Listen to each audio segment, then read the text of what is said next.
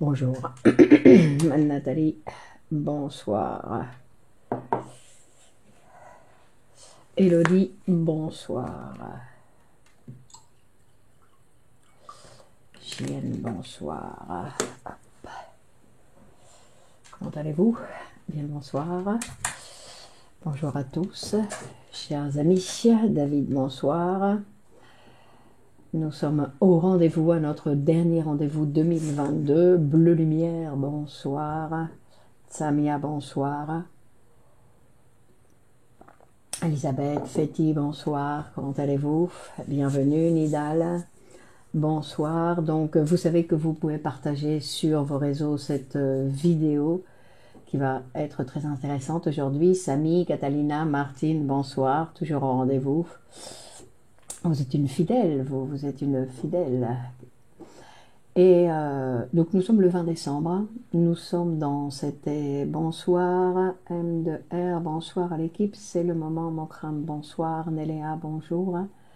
Donc nous sommes le 20 décembre, il est 21h et quelques, et nous sommes donc, comme je disais, à notre dernier rendez-vous de 2022 de psychanalyse pour tous. Donc, hop...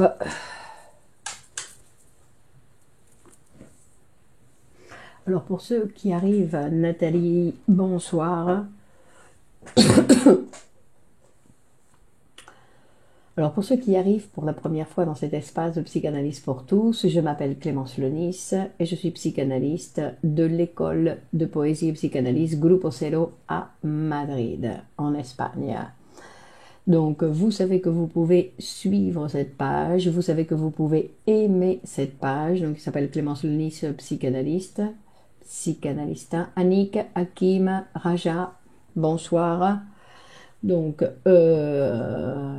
pour être informé de toutes les prochaines publications, donc il n'y aura pas de direct pendant les vacances, mais il y aura très certainement des publications, puisque je continue à travailler, je serai là pendant les fêtes. Donc, vous savez aussi que vous pouvez avoir d'autres vidéos sur mon canal de YouTube qui s'appelle donc YouTube Clémence Lenis, et vous pouvez voir là qu'il y a un canal avec toutes les vidéos des directs sur Facebook ainsi que d'autres vidéos. Il doit y avoir d'autres vidéos. Donc, bon.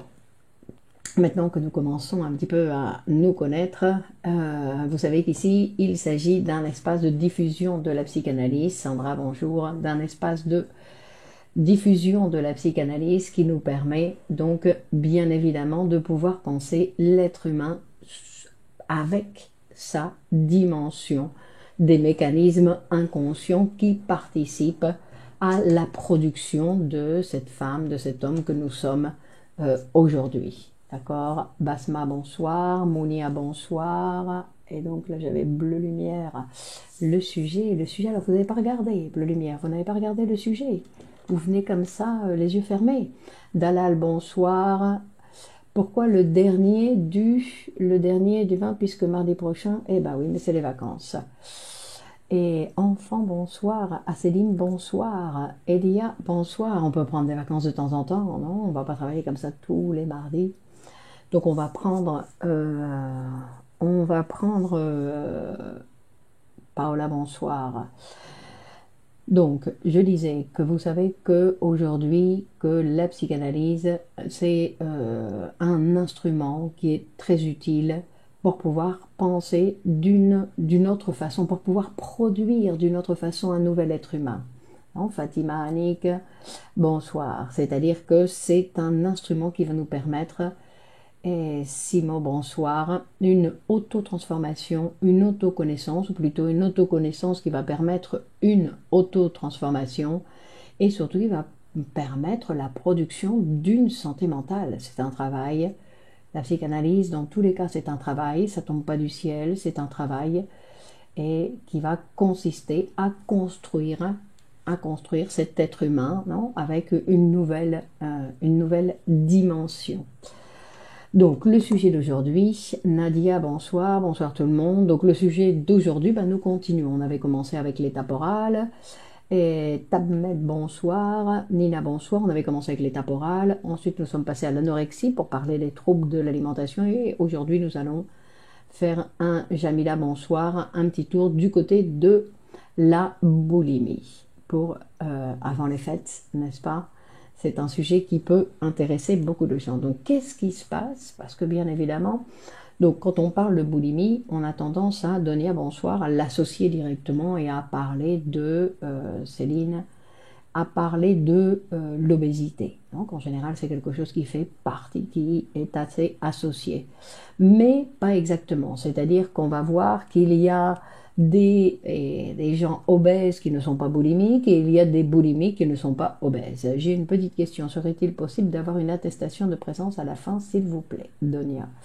Eh ben non, Nathalie, bonjour. Bonjour à tous. Non, parce que je ne sais pas si vous allez être là, je ne sais pas si vous allez assister, et puis en plus et surtout, ce n'est pas un cours. Non, vous devez bien faire la différence. Ici, c'est un direct sur la diffusion de certains éléments de la psychanalyse, certaines découvertes de la psychanalyse, mais ce n'est pas un cours. Karine, bonsoir. Et en plus, c'est quelque chose de gratuit. Donc, on est gratuit. On ne donne pas d'attestation pour les choses gratuites. Nicolas, bonsoir. Donc, je disais qu'il y avait donc une association qui se faisait rapidement entre la boulimie et l'obésité. Et que dans tous les cas, le poids des patients vont rentrer en jeu donc pour pouvoir définir. C'est-à-dire que d'un côté, il va y avoir les obèses, de l'autre côté les boulimiques, donc on disait qu'ils ne sont pas obligatoirement obèses, et donc bien évidemment dans les deux cas ça va, Shrazad, bonsoir, on va voir qu'il va s'agir de cet équilibre entre la quantité d'aliments qui va être ingurgité et la quantité d'aliments qui va être vomi, d'accord, c'est-à-dire que d'un autre côté il y a cette manipulation. On va dire que le boulimique, en général, réalise. C'est-à-dire qu'il mange, et ensuite il va, et on va voir pourquoi, non? Donc on va dire Cap Corse, bonsoir, Felipe, bonsoir, Katia, bonsoir. Donc, vous le savez, mais on le répète, parce que c'est un sujet qui est très important, qu'aujourd'hui, dans la société actuelle, l'obésité est un grave problème de santé. Ce n'est pas seulement un problème esthétique, sinon que c'est un problème grave de santé qui augmente 12 fois la possibilité de mortalité chez une personne obèse que chez une personne qui ne l'est pas. D'accord? Donc, et c'est considéré donc au XXIe siècle comme une pandémie épidémique, donc, qui est considérée au niveau mondial. C'est quelque chose qui est très grave. Et donc, c'est un problème de santé qui est tout à fait prioritaire. Donc, comme vous le savez aussi, la médecine a tendance à penser que l'obésité ou les problèmes d'obésité viennent d'une mauvaise alimentation, trop riche en graisse, trop d'hydrates de carbone, trop de sédentarisme, etc. Et en plus, ils peuvent même ajouter qu'il y a peut-être une base génétique. Alors, ça, c'est la lecture que fait la médecine. Et on voit que la lecture que fait la médecine, bien qu'elle ait tout à fait raison, parce qu'en général, il y a une mauvaise alimentation. Mais pourquoi il y a une mauvaise alimentation? Pourquoi le boulimique a tendance à manger justement des choses qui vont le faire grossir, des sucreries, des pâtisseries, des chips, plein de choses qui vont être en plus nocifs à sa santé. C'est-à-dire qu'il ne va pas aller manger des choses pour occuper simplement sa bouche, sinon on voit qu'il y a quelque chose de tout à fait particulier chez le boulimique et chez la personne qui est obèse aussi. Donc on va voir que la boulimie, c'est une position psychique particulière qui a une certaine relation donc avec l'alimentation, avec la bouffe, comme on dit. Oui, il y a des gens qui en arrivent donc à se gaver, à s'empiffrer, à se goinfrer, à ingurgiter de grandes quantités d'aliments, et qu'une fois qu'ils ont ingurgité donc, et qu'ils sont arrivés à leur... ils vont vomir. ils vont vomir. C'est-à-dire qu'une fois qu'ils ont fait leur grand festin, on va dire qu'ils ont fait leur grand festin, eh ben, il y a un sentiment de culpabilité qui va les pousser donc à vomir pour essayer d'effacer leur impulsion, non, leur pulsion vers l'alimentation. Ils vont essayer d'effacer, ou en tout cas effacer les effets. Hein, et donc ils vont provoquer le vomissement. D'accord. Et alors, on peut se poser la question, donc d'un côté on va dire d'accord, le vomissement, on peut le comprendre par un sentiment de culpabilité, non, un remords, on va dire aussi, face à cette situation de vouloir effacer ce qui vient de se passer. Mais pourquoi, donc, pourquoi certains sujets en arrivent donc à manger beaucoup plus que ce dont ils ont besoin pour réaliser leur activité quotidienne, hein. Donc autant dans la boulimie comme dans l'obésité, ça c'est une question que seule la psychanalyse va pouvoir répondre, non, face à cette tendance du sujet à ne pas pouvoir éviter d'abuser, on va dire, d'abuser de l'alimentation, non. Et donc, et la psychanalyse, elle va donner une explication, toujours, dans chaque cas, pour le patient en particulier. C'est-à-dire que c'est selon le patient. Donc on va voir, aujourd'hui je vais présenter plusieurs possibilités, non, plusieurs questions psychiques qui peuvent rentrer en jeu, qui ne rentrent pas en jeu obligatoirement, il y en a peut-être d'autres, non, pour chaque sujet, ça va être quelque chose de différent, ou pour d'autres sujets, on va voir que ces questions psychiques qu'on va voir aujourd'hui, elles peuvent peut se trouver donc plusieurs qui sont en jeu, non, dans ce phénomène de cet abus d'alimentation, Donc, on va voir, il y a une première chose qui est intéressante, qui est très intéressante et qu'on ne va pas facilement penser, parce que notre raison ne nous permet pas d'arriver à ce genre d'informations. Mais c'est la peur de mourir de faim. Et il y a des gens qui mangent beaucoup parce qu'ils ont peur de mourir de faim.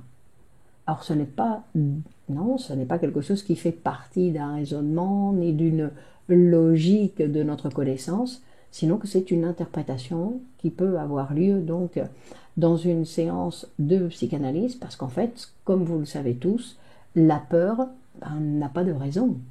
Non, on est capable d'avoir peur sans qu'il y ait aucune raison apparente. Et donc, on va voir que cette alimentation, pour certaines personnes, c'est donc, pour tout le monde, non, c'est un élément d'alimentation de survie obligatoire. Et pour certains, non, c'est quelque chose, on va dire, qu'il va considérer comme indispensable, dans le sens où il va comme prendre des réserves, non, comme prendre des réserves, par sa peur de mourir de faim. Vous vous rendez compte, l'être humain, il est capable d'avoir peur de mourir de faim, et donc même si on le voit avec 150 kilos, on peut penser qu'il y a une peur de mourir de faim. Alors,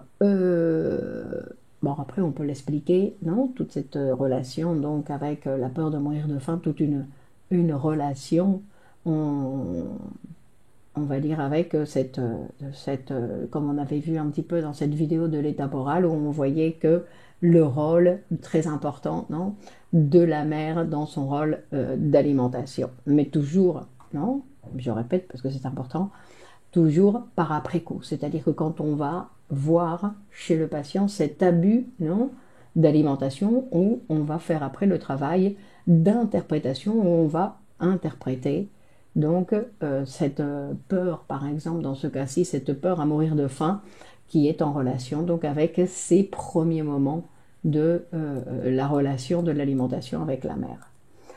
Donc ensuite, et ce qui est assez fréquent, on va voir que la boulimie, en général, c'est un équivalent à une attaque d'angoisse, une grande anxiété, une attaque d'angoisse, non ? Et donc, et il y en a beaucoup qui le disent, je mange parce que je suis anxieuse, c'est pour calmer mon anxiété que je mange. Hein. Et on va voir que à l'intérieur de ce qu'on appelle la névrose d'angoisse, il y a donc les nombreux symptômes de la névrose d'angoisse qui correspondent aux palpitations, non, aux tremblements, à la peur de mourir, à la peur de la folie. Et il y a donc aussi, non, un équivalent face à cette attaque d'angoisse où le sujet donc, ne va pas avoir ce type de symptômes, sinon qu'il va essayer de calmer son angoisse et son anxiété en abusant de la nourriture, en mangeant énormément. Non, c'est pour éviter de sentir l'angoisse, on va dire. Non, pour éviter de sentir l'angoisse, il va manger de façon compulsive. Et c'est-à-dire qu'il s'agit en fait cette manière de manger de façon compulsive, non, ça ressemble à une attaque d'angoisse directement. D'accord. Donc et c'est aussi ce qui se passe dans certaines boulimies, bien évidemment, où il y a ce besoin de satisfaire et de tranquilliser, essayer de se tranquilliser en se remplissant, non, on va se remplir. Et ce qu'on va voir, c'est que ce qu'on a vu en psychanalyse, c'est que les attaques d'angoisse, toutes en général, en fait, ce qu'on voit, ce sont des explosions de jouissance qui, d'un côté, on a l'impression que c'est quelque chose, c'est pas qu'on a l'impression, c'est que le patient manifeste effectivement une grande souffrance avec ces attaques d'angoisse, mais d'un autre côté, parce que rappelez-vous que nous sommes des êtres divisés, donc dans la conscience, ce qui va apparaître, c'est la souffrance, et de l'autre côté, dans notre appareil psychique, dans les mécanismes psychiques, il y a une satisfaction, et en plus on dit que l'attaque d'angoisse, c'est une explosion de jouissance. Donc vous voyez, c'est pas facile d'y renoncer, parce que quand il y a une grande jouissance d'un côté, et souffrance de l'autre, eh ben, il va falloir comment on va faire pour éliminer d'un côté, hein, et sans perdre cette explosion de jouissance. Comment on va faire pour... Et donc essayer de travailler en psychanalyse, et c'est donc le travail qui va se réaliser en psychanalyse. Et on va voir qu'on dit que c'est une explosion de jouissance parce que, en fait, lors de ces attaques d'angoisse, ben, le sujet, non, ressent, on va dire, expérimente d'intenses sensations corporelles. C'est-à-dire qu'il y a tout son corps qui est en jeu. Et on va voir que quand il parle de ces sensations, de ces attaques d'angoisse, ben on va voir que les phrases qu'il utilise font très souvent référence à un rapport sexuel. Un rapport sexuel, donc c'est-à-dire que c'est un déplacement, on va dire, un déplacement. Donc pour éviter de sentir l'angoisse, le patient, donc il va manger de façon compulsive. Donc il s'agit d'un équivalent d'une attaque d'angoisse, Donc,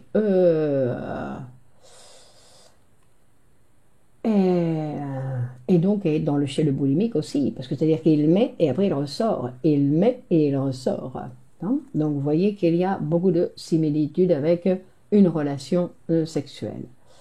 Donc ça ce serait au niveau de l'attaque d'angoisse où le sujet va essayer de tranquilliser son angoisse. D'un autre côté, il y a un point qui est très intéressant, c'est la pudeur.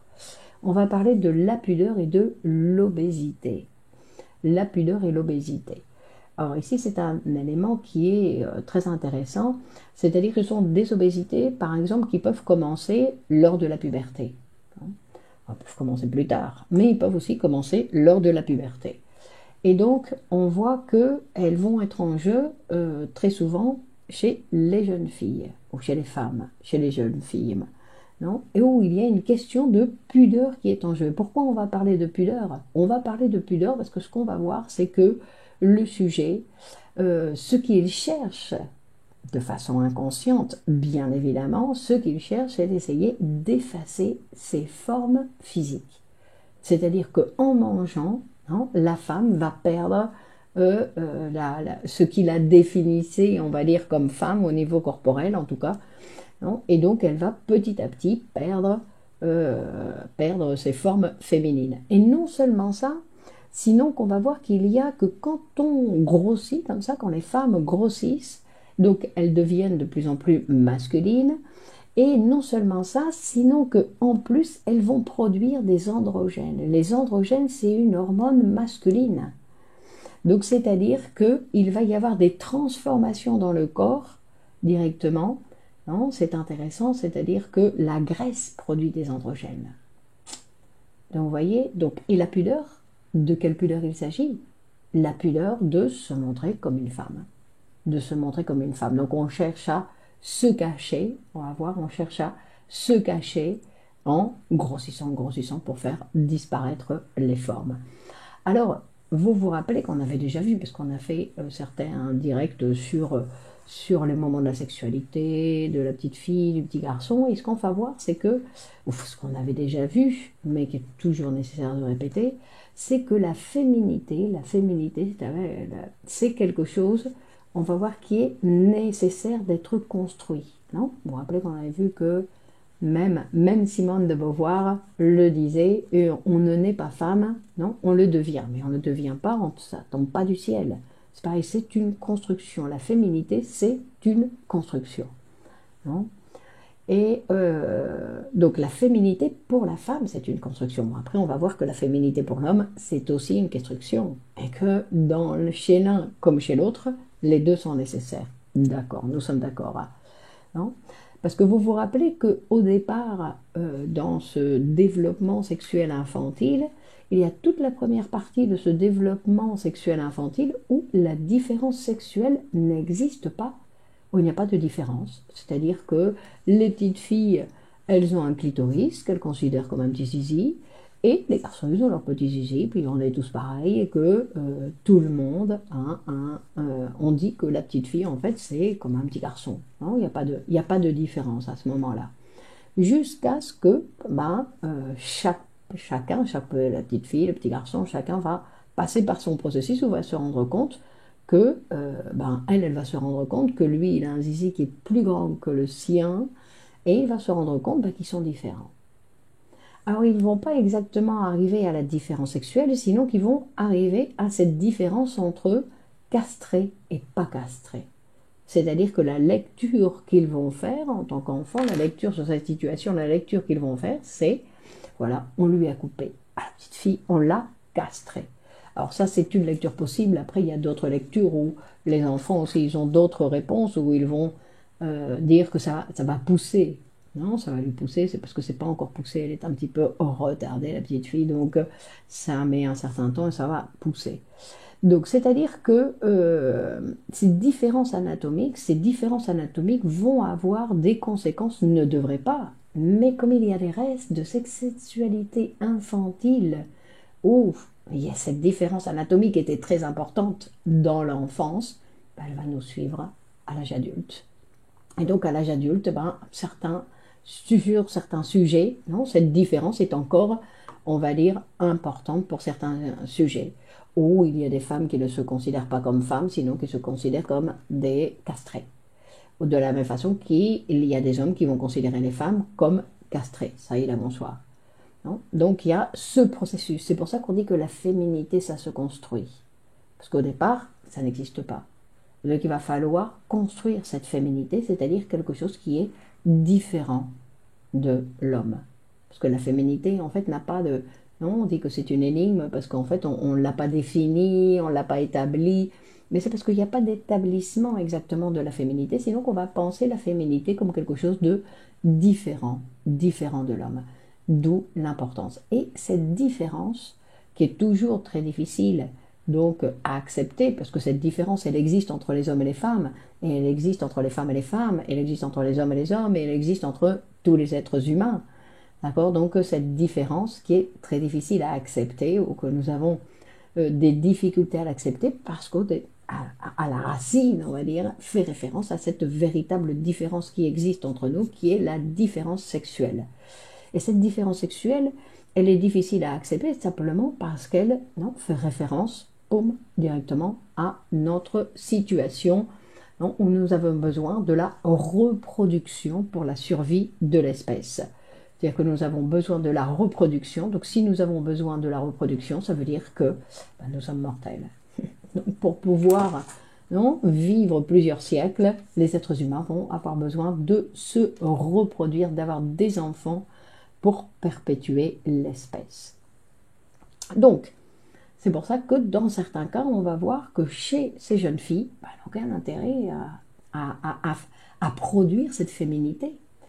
Donc il y a une sorte de pudeur à montrer qu'il existe, qu'il y a ce germe de femme qui est là, préparé pour se développer et pour produire cette féminité. Et en fait, donc ce qui va se faire, c'est que on va, que le patient, le sujet, va essayer d'effacer donc les traces de cette femme en germe. Je dis en germe dans le sens où si elle essaye de cacher ce qu'il y a de femme en elle, ça veut dire qu'elle n'a pas encore construit sa féminité. Donc,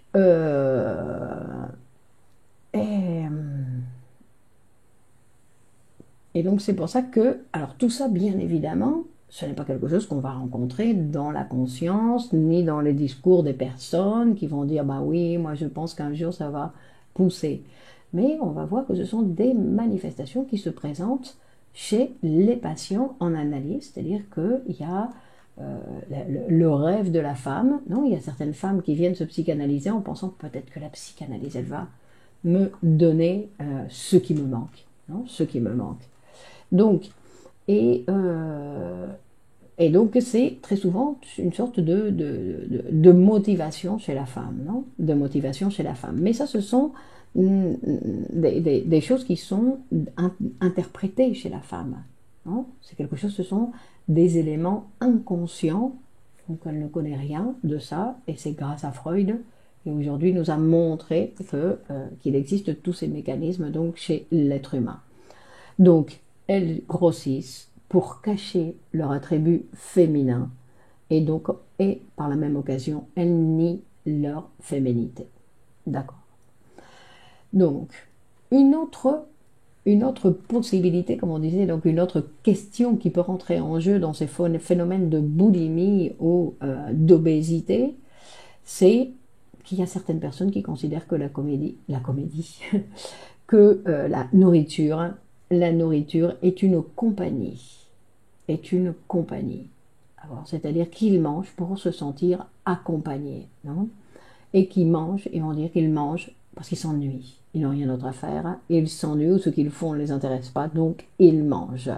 Donc pour être accompagnés par... Et on va voir qu'il s'agit ici d'une sorte de cannibalisme. Et on va voir que très souvent, en fait, on va voir qu'il y a certains aliments qui correspondent à des noms de personnes. Alors, en français, je ne les ai peut-être pas aussi pressants, mais par exemple, on dit « je vais manger des madeleines ». Et il doit y avoir d'autres éléments, des biscuits qui doivent avoir le nom de personne, ou du chocolat, ou il doit y avoir des éléments, des aliments qui doivent avoir des noms de personnes. Et donc, c'est comme une personne qui nous accompagne. Parce que rappelez-vous que nous sommes faits par des mots. Nous sommes faits par des mots et nous donnons énormément d'importance aux mots. D'accord. Donc, de la même façon, on dit que, on va dire, par exemple, dans les relations de couple, on va dire mon chouchou. Donc, on va voir qu'on appelle l'autre de façon tendre, mon petit bonbon, c'est un vrai bonbon. Donc, on va utiliser aussi une terminologie comme quoi, ce qu'on aime, on est capable de le manger. D'accord. Donc, et ce sont des métaphores, ce sont des métaphores cannibales. Ce sont des métaphores cannibales et qui ont bien évidemment une trace amoureuse, une trace de tendresse, qui font partie de notre vie, où on voit qu'il y a les restes de cette évolution de notre histoire, Donc, parce que rappelez-vous aussi, quand on parle de la compagnie, rappelez-vous qu'on avait vu, quand on avait vu l'étape orale, que quand on fait référence à la phase orale de la libido, il y a cette phase orale de la libido, donc il y a ce côté amoureux, et après il y a la phase orale de la libido avec le côté un petit peu sadique. C'est-à-dire que où l'enfant, quand il mange son biscuit, ben, il va le faire disparaître. Donc il y a une connotation un petit peu sadique qui rentre en jeu. Et donc c'est pour ça qu'on va voir que très souvent, les attaques de boulimie, des attaques de boulimie en fait sont des attaques comme quelque chose qui sont en référence avec le cannibalisme. Donc vous voyez, l'être humain il a cette capacité de ne plus avoir besoin de manger de chair humaine, sinon que en se mangeant et en abusant de madeleine, mais il peut aussi manger, on va dire, avoir cette même signification. Cette même signification pour l'appareil psychique de façon inconsciente. Donc ça c'est très intéressant. Et en plus on va voir qu'il y a dans certains cas par exemple ces attaques de boulimie peuvent être associées parce que je viens de me disputer avec la personne aimée.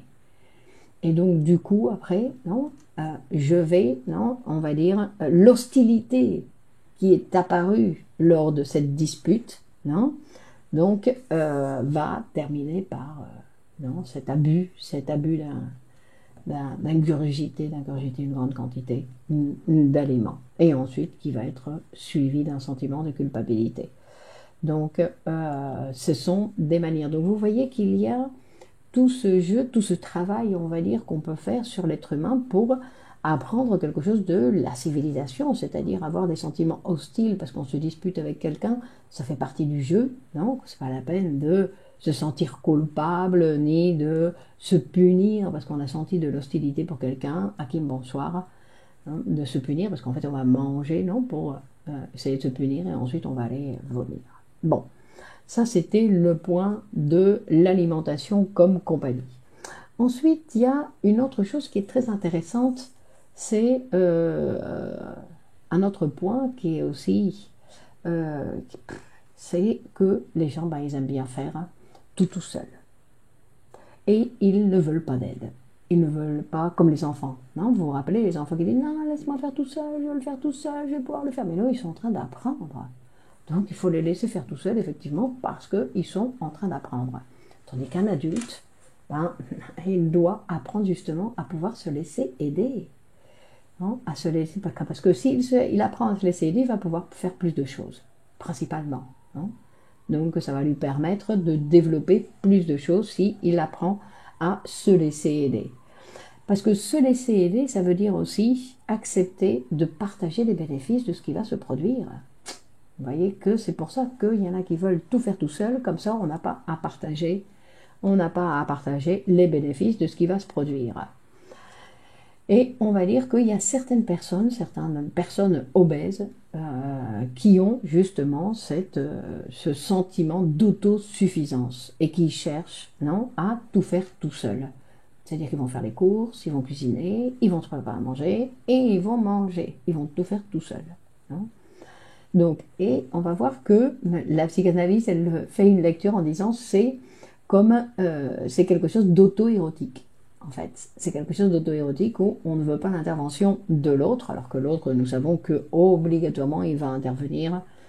Parce que si je vais faire des courses, il est bien nécessaire que l'autre intervienne quand j'ouvre la plaque chauffante et tout ça, donc l'autre va obligatoirement intervenir, mais disons le plus lointain possible. Donc il y a une sorte de auto-érotisme, tout comme l'enfant quand il suçait son pouce, et pour avoir cette jouissance auto-érotique. Donc il prenait une partie de son propre corps pour ne pas avoir à disposer de rien de l'extérieur, c'est-à-dire que j'ai pas besoin des autres, je me débrouille toute seule, pour pouvoir continuer à avoir cette partie de jouissance de la bouche.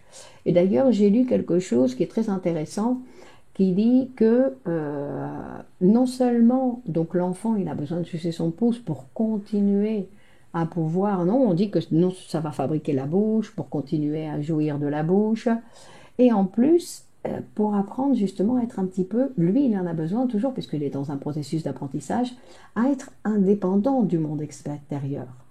Et lui, pour lui, c'est nécessaire d'être un peu indépendant du monde extérieur parce qu'il ne le domine pas. Lui, il ne sait pas, non, il n'a pas de contact, assez de contact avec l'extérieur pour pouvoir le dominer. Donc c'est pour ça que le pouce, c'est quelque chose qui lui est vraiment nécessaire. Et non seulement ça, sinon qu'il y a et il y a une autre chose, on va voir que, alors attendez,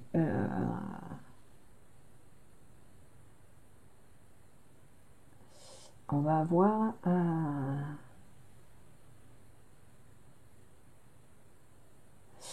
si après on va voir, donc, mais ça c'était un petit peu plus, donc en fait, on va voir que ces personnes qui préfèrent manger tout seul, non, se goinfrer tout seul, avec leurs propres éléments, non, de faire ça tout seul. Donc il y a cette connotation en fait de cet auto-érotisme, donc cette masturbation, on va dire infantile, infantile. Et et cette chose dont je voulais vous parler que j'ai trouvé très intéressante, qui disait que les enfants, il ne faut pas leur enlever le sein une fois qu'ils ont fini, ou le biberon, une fois qu'ils ont fini le biberon ou de prendre le sein, et parce qu'ils continuent eux, à sucer, non, pour justement cette jouissance de la bouche, et que c'est très important pour eux, non, parce que si on leur retire brusquement, ça veut dire qu'ils n'ont pas la possibilité de jouir de ça, non. Et donc, c'est-à-dire qu'ils ont, une fois qu'ils ont couvert la faim, alors ils n'ont plus le droit à rien. Donc, on va dire que c'est nécessaire pour l'enfant qu'il apprenne le plaisir de la bouche séparément, non, on va dire, de l'alimentation, dans le sens où il va continuer à sucer, mais sans aliments. D'accord? Donc ça, c'est quelque chose qui est important. Ensuite, il y a un autre point aussi qui est important quand on parle de l'obésité ou de la boulimie, c'est qui est en relation avec l'ambition. Avec l'ambition. Alors c'est pour ça que je vous disais que tous ces éléments, toutes ces questions psychiques qui peuvent rentrer en jeu dans ces manifestations, non, qui peuvent apparaître dans l'obésité ou la boulimie, et c'est quelque chose qui est intéressant parce qu'on peut voir que dans certains cas, il y a plusieurs, non, plusieurs éléments psychiques qui sont en fonction, on va dire, qui participent à la production de cette boulimie ou à la production de cette obésité. Par exemple, l'ambition. Non, et que l'ambition, on va dire que parfois l'obésité, ça peut représenter en fait une ambition démesurée. C'est-à-dire une ambition qui est à côté de la plaque, c'est-à-dire qui n'est pas dans la réalité. Non, c'est-à-dire que au lieu de travailler pour grandir socialement, au lieu de travailler pour obtenir des réussites sociales, culturelles, ben, en fait, il grossit.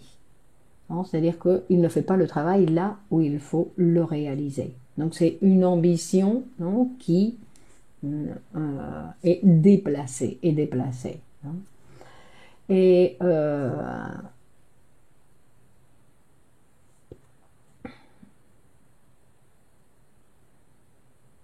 c'est pour ça que dans tous les cas, quand on parle de l'obésité ou qu'on parle de la boulimie, là, par exemple, donc on l'a associé avec l'ambition, mais qu'on va voir à chaque cas, non, d'écouter le patient pour voir à chaque cas qu'est-ce qui se cache. Non, parce que l'obésité, c'est un symptôme. Donc, qu'est-ce qui se cache? Et c'est une apparence. Non, c'est pas pour une mauvaise, c'est pas simplement pour une mauvaise alimentation. Non, parce qu'il y a des gens où on voit que c'est pas exactement la mauvaise alimentation. Donc, c'est comme une sorte de, non, c'est une sorte de, on va dire, une manifestation, une apparence qu'il va falloir déchiffrer pour savoir ce qui se cache derrière, on va dire. Pas qui se cache derrière, sinon quelles phrases soutiennent, non, cette attitude, quelle phrase soutient, non, ces manifestations, non, face à l'alimentation. Ensuite, il y a un autre élément qui est très important aussi, qui rentre en jeu, et là, par contre, on peut le voir, non, c'est pas simplement une apparence d'une personne obèse, sinon qu'on va voir que c'est associé à quelque chose, c'est comme un blason de la famille. C'est-à-dire, on va voir que dans la famille, ils sont tous gros. Donc, être mince dans une famille où ils vont être tous gros, non, c'est comme dire je ne suis pas de votre famille. Hein, je ne suis pas de. C'est-à-dire que être gros, c'est comme si c'était le nom de famille, c'était comme si c'était une signature, c'est comme un blason, une marque de la famille. Non. Et on peut dire que ça, il y a aussi des choses qui faisaient référence un petit peu à l'histoire. C'est-à-dire que dans certaines familles, il y a des histoires où on raconte qu'il y a un ancêtre qui était capable de manger à lui tout seul un agneau, ou je sais pas, enfin, ils parlaient, ils font référence. Donc, il a été capable de dévorer tout seul une grosse pièce et que c'est raconté comme quelqu'un obèse orienté chez un nutritionniste. Mais le nutritionniste, il va lui dire comment il doit manger. Mais très souvent, les obèses, ils savent comment ils doivent manger. Mais ils n'y arrivent pas, Kim. C'est bien pour ça que la psychanalyse rentre en jeu. Parce que si c'était quelque chose simplement de apprendre à bien manger, bon, ce serait un petit peu plus facile, mais c'est pas simplement apprendre à bien manger. Dans certains cas, oui, mais dans la plupart, non. Donc je dis que c'était ces histoires non, d'un ancêtre de la famille ou d'un grand-père ou un arrière-grand-père qui avait... Et c'est comme avec fierté, où la famille le raconte avec fierté, vous vous rendez compte, il y avait l'arrière-grand-père qui avait été, il invitait des gens et à chaque fois il mangeait. Donc, parce que ce qui rentre en jeu aussi dans l'alimentation, et ça ce qui est important, de la même façon qu'on l'a vu avec, c'est la mère qui va donner donc la première aliment à l'enfant, on va voir qu'en fait on apprend à manger en famille. Hein, autour d'une table, il y a quelqu'un qui prépare à manger et on va manger en famille. Et de la même façon que c'est dans la famille on va apprendre beaucoup de choses, ben, c'est dans la famille aussi on va apprendre à être en relation avec l'alimentation. D'accord? Donc, et en plus, ce qui va rentrer en jeu, c'est que, et ça c'est encore ancré chez certaines personnes, vous pouvez l'écouter, c'est que l'obésité, c'était durant le siècle passé, enfin le 20e siècle, je veux dire, non pas le 20e siècle, le 19e siècle, non, où l'obésité, c'était une représentation de quelqu'un qui était en bonne santé. Quelqu'un qui était très mince était considéré, c'était synonyme de malade. C'est-à-dire que la maladie, non, on va dire la maladie et la minceur, c'était pratiquement des synonymes. Non, il y avait la tuberculose non, qui se répandait un peu partout et qui produisait donc des grandes pertes de poids. Donc c'est pour ça que l'obésité, alors de la même façon qu'on a vu au début qu'il y avait l'obésité qui faisait référence donc à la peur de mourir de faim, eh ben, il y a des gens qui non, mangent non, pour montrer qu'ils sont en bonne santé. C'est une manifestation de la bonne santé. Et ensuite, et donc c'est encore quelque chose qui va rentrer en jeu et qui est très important, c'est que cette alimentation, c'est toujours, non, puisque comment on a commencé à manger? Par un geste d'amour de la maman. Non, quand la maman nous donne à manger, c'est un geste d'amour. Donc ne pas être gros, ne pas grossir, c'est comme refuser cet amour maternel. Dans ces familles, je dis, où le blason est... non, et le blason être et qu'il faut jamais perdre non cette vision sur quoi l'aliment c'est comme un don d'amour, c'est comme un don d'amour. Donc on sait que le petit gros de la famille, ben, c'est le préféré de maman, c'est celui qui a toujours, on va lui servir non la meilleure partie du repas, on va penser à lui redonner la deuxième dose. Donc on le couvre un petit peu, non, par exemple avec certains éléments à table, non, on va lui donner un petit peu plus à manger qu'aux autres. Et donc il y a des gens qui vont grossir et dire, puisque ma mère ne s'occupe plus de moi, ben moi je vais m'occuper de moi, non? Et donc je vais comme une sorte, on va dire, comme s'il répondait en fait, on va dire, en se donnant à manger à une demande amoureuse, non? Donc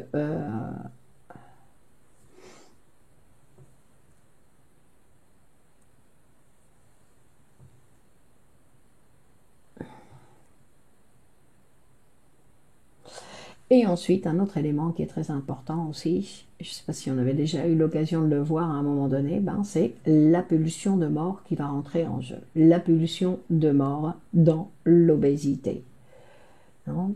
Et c'est un des problèmes, en plus, qu'on va voir, c'est un des problèmes les plus fréquents qui font référence, donc qu'on va voir qui est en jeu chez les patients obèses. C'est-à-dire, c'est ces patients qui vont dire « je peux pas arrêter », qui ne savent pas arrêter, qui ne savent pas mettre un point final au repas. Par exemple, qu'il faut-il qu'il continue, non. Et quand il n'y a plus rien sur la table, ben, ils se lèvent pour aller chercher quelque chose dans l'armoire. D'accord, c'est-à-dire une difficulté à mettre un point. Donc ça c'est intéressant puisqu'aujourd'hui c'est notre dernière rencontre de l'année. Et non seulement c'est notre dernière rencontre de l'année, mais pour vous tous, c'est la fin de l'année, pour nous tous plutôt. Non, pour nous tous, c'est la fin de l'année. Et face à la fin de l'année, non, il y a comme un point final. Il n'y aura plus, non, après le 31, il n'y aura plus de 2022. Et donc il y a une sorte de non, quelque chose qui nous arrive face à cette situation. Parce qu'en fait, la jouissance humaine, ben, c'est une jouissance, on va dire, c'est une jouissance qui est finie. C'est une jouissance qui est finie, qui a un terme. Et c'est-à-dire que qu'il y a un terme, et non seulement qu'il y a un terme, sinon que on va voir que la jouissance chez l'être humain, c'est que l'être humain, il est capable de jouir de manger et capable de jouir de ne pas manger. C'est-à-dire que de ne pas manger, c'est-à-dire d'interrompre, non, de pouvoir mettre un fin en disant ça y est, c'est fini, je mets un terme, non, au repas d'aujourd'hui, par exemple, non, c'est-à-dire interrompre l'alimentation, interrompre le fait de manger, non, et ça c'est la pulsion de mort qui vient mettre le point, non, et donc il semblerait que chez le patient obèse, on va dire que l'entrée de la pulsion de mort, bah, c'est comme si elle rentrait un petit peu de façon tardive. C'est-à-dire comme s'il n'était pas capable de jouir, en fait, comme s'il n'était pas capable de jouir de la jouissance de renoncer. Je renonce à continuer à manger. Et ça donne une grande satisfaction. Ça donne aussi une grande satisfaction, mais vous voyez, c'est une satisfaction qu'il faut apprendre. Que tous les types de jouissances qui sont à la portée de l'être humain, ben, nous devrions tous apprendre à être capables de jouir de plein de choses qui sont à la disposition de l'être humain. Donc, ou surtout d'apprendre à jouir de choses qui sont bénéfiques. Par exemple, apprendre à renoncer. Et ça, c'est quelque chose qu'on doit apprendre. On apprend ça aux enfants en disant, non, pour leur mettre des limites. Donc, on apprend ça aux enfants. Et pour leur mettre des limites. Et après, l'adulte, ben, il a appris que quand il dit, ça y est, je renonce à continuer de manger. J'aimerais bien continuer, mais non, je vais renoncer. Et ça produit une grande satisfaction. Une grande satisfaction. Non, parce que quand on continue à manger, non, et c'est là où ça entre en jeu, on vient de le voir, c'est-à-dire que non seulement je m'alimente et je me fais grossir, sinon que j'augmente aussi mon sentiment de culpabilité. J'alimente non seulement mon organisme, mais sinon que j'alimente aussi mon sentiment de culpabilité. Non? Et donc, quand je dis que dans la jouissance de la renonciation, non, dans cette jouissance de l'interruption, parce que l'être humain, il est capable de jouir de l'interruption, et qu'en plus, jouir de l'interruption, c'est quelque chose qui est d'une personne mûre, d'un adulte. L'adulte, il est capable de jouir de l'interruption. L'enfant, il faut qu'il apprenne. Non, et donc, et c'est pour ça que ça produit une satisfaction d'un autre type, mais ça produit aussi une grande satisfaction parce que ça va produire une augmentation de l'autosatisfaction, de la confiance en soi, de l'estime de soi. D'abord, d'être capable de renoncer, non, de renoncer, non. Donc,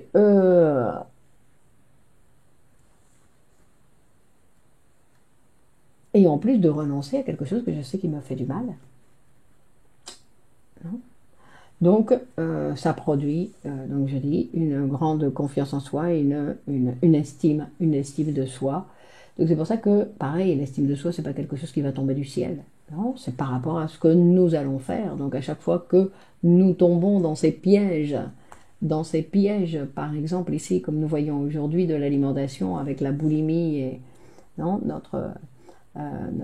l'impossibilité d'éviter de se goinfrer, de se gaver d'aliments, d'abuser de l'aliment, donc de l'aliment, de l'alcool en général, non, de ce qu'on peut mettre dans la bouche. On va dire qu'à chaque fois qu'on abuse de quelque chose, non, que ça produit un sentiment de culpabilité. Donc être capable de renoncer à ce genre de satisfaction qui est en fait une situation primordiale, de premier ordre, non, boum, je mets tout dans la bouche, de renoncer, c'est quelque chose qui va faire énormément de bien au sujet. Mais il y en a qui ne peuvent pas renoncer de l'autre côté, non, parce que rappelez-vous, d'un côté il souffre, parce qu'il ne peut pas éviter de manger.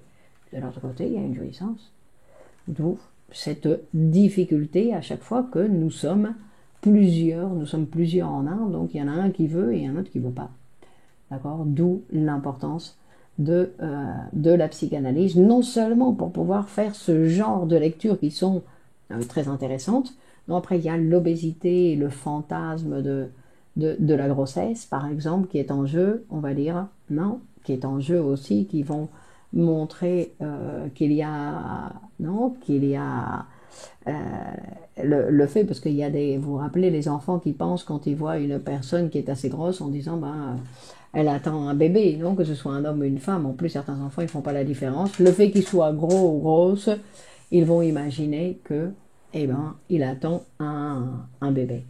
Donc, vous voyez, il y a toutes ces questions psychiques, donc des éléments qui sont inconscients, qui peuvent rentrer en jeu, et que la psychanalyse, on va dire le psychanalyste qui est formé, on va dire, pour pouvoir écouter ces éléments particuliers de l'inconscient.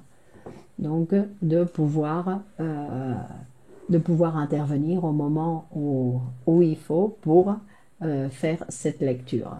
Donc parce que ce n'est pas quelque chose de la même façon que on ne peut pas s'auto-analyser, c'est quelque chose qui est impossible.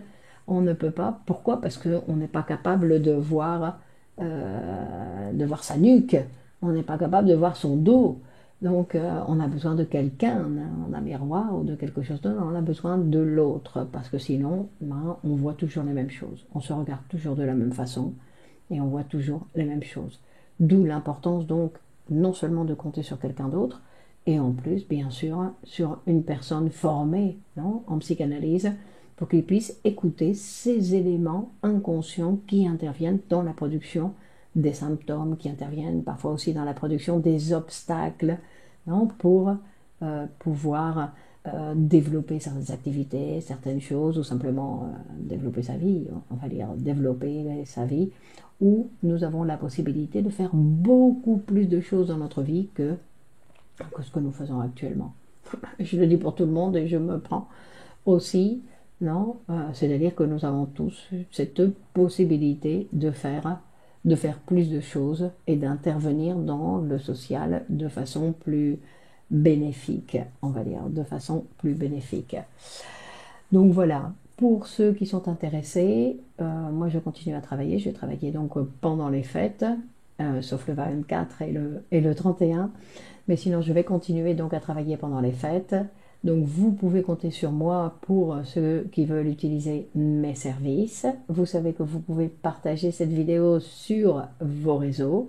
Donc j'ai vu qu'aujourd'hui vous n'avez pas beaucoup participé, non, que vous étiez présent, mais qu'il n'y a pas eu autant de participation et d'intervention de votre part. Vous voyez, c'est peut-être la fin de l'année qui nous touche tous. Donc bonne fête à vous tous et ne mangez pas trop, n'abusez pas ou abusez. Parce que pourquoi pas, c'est faut le faire qu'une fois par an, non? Et donc prenez soin de vous et on se retrouve donc l'année prochaine en 2023 pour de nouvelles aventures de psychanalyse pour tous.